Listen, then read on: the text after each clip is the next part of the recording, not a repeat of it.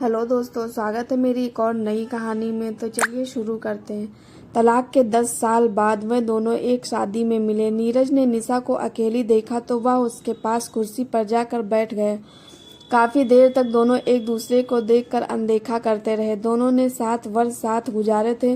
झगड़ों के अलावा कुछ मीठी यादें भी दोनों के दिलों में बसी हुई थी। आखिर नीरज ने ही बात शुरू की। कैसी हो निशा? अभिमान के साथ बोली। मजे में हूँ, दूसरी शादी को 9 साल हो गए हैं, 2 बच्चे भी हैं। नीरज ने गौर से उसका चेहरा देखा।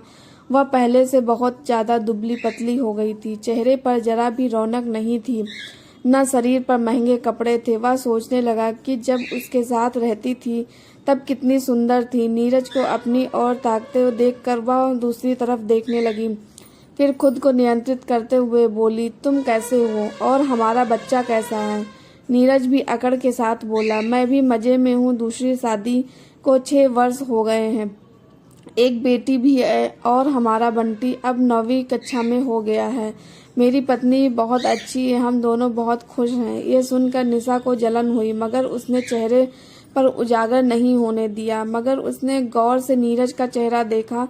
ऐसे लग रहा था जैसे 40 साल की उम्र में बूढ़ा हो गया हो।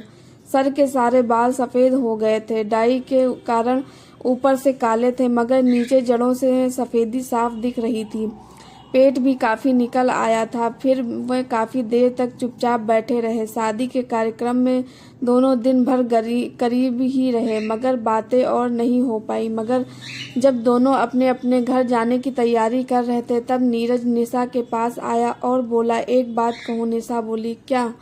वह उदास होकर बोला, जिंदगी वही थी जो तेरे साथ गुजरी, अब तो दिन काट रहा हूँ।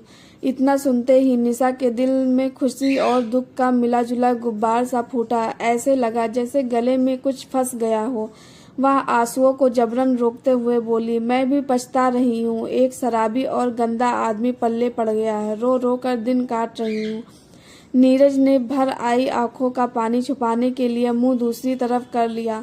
फिर बोला, हम दोनों मूर्ख थे जो छोटी छोटी बातों को बड़ी बनाकर अलग हो गए। मैं आज तुम्हें इतना ही कहना चाहता हूँ कि तुम बहुत अच्छी हो। तुम्हारे साथ गुजरे लम्हों की यादों में दिन बिता रहा हूँ। निशा रो पड़ी। रोते रोते बोली, मैं भी उन्हीं पलों को याद करके जी रही हूँ।